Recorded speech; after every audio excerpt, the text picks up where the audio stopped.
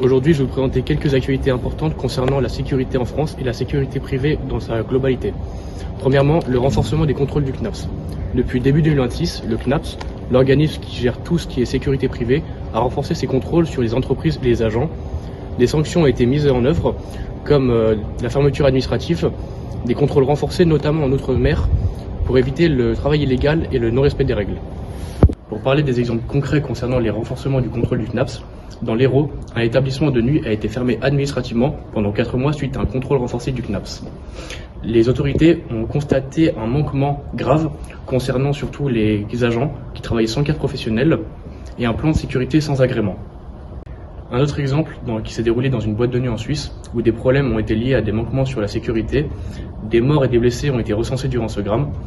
Cela montre que la sécurité est très importante même à l'étranger. Secondement, sur le plan législatif, nous allons voir le prolongement de la vidéosurveillance algorithmique.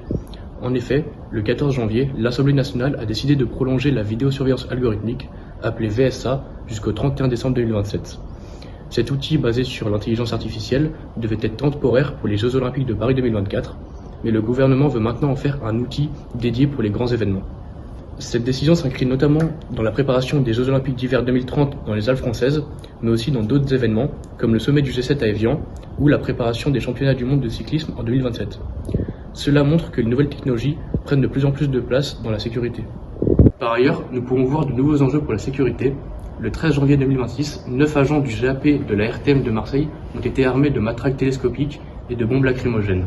C'est une première en France pour une intercommune hors la RATP et la SNCF. Les agents ont maintenant été formés à l'usage des armes et limités aux agressions physiques. Depuis l'arrivée des caméras piétons, les incivilités auraient baissé de 40%. D'ailleurs, un nouveau danger apparaît. Les batteries lithium-ion, notamment utilisées dans les voitures électriques, les entrepôts ou les data centers. En 2026, une nouvelle classe de feu a été créée, la classe L, pour donner suite à ces incendies. Cependant, il n'existe pas encore de normes claires pour les extincteurs, pas de pictogramme officiel, et même les pompiers se retrouvent en difficulté. Cela pose donc un vrai défi pour le secteur de la sécurité. Pour conclure, la sécurité privée et la sécurité en général prennent une place de plus en plus importante en France. Elles sont davantage contrôlées, mais doivent aussi s'adapter pour les nouveaux risques et les nouvelles technologies.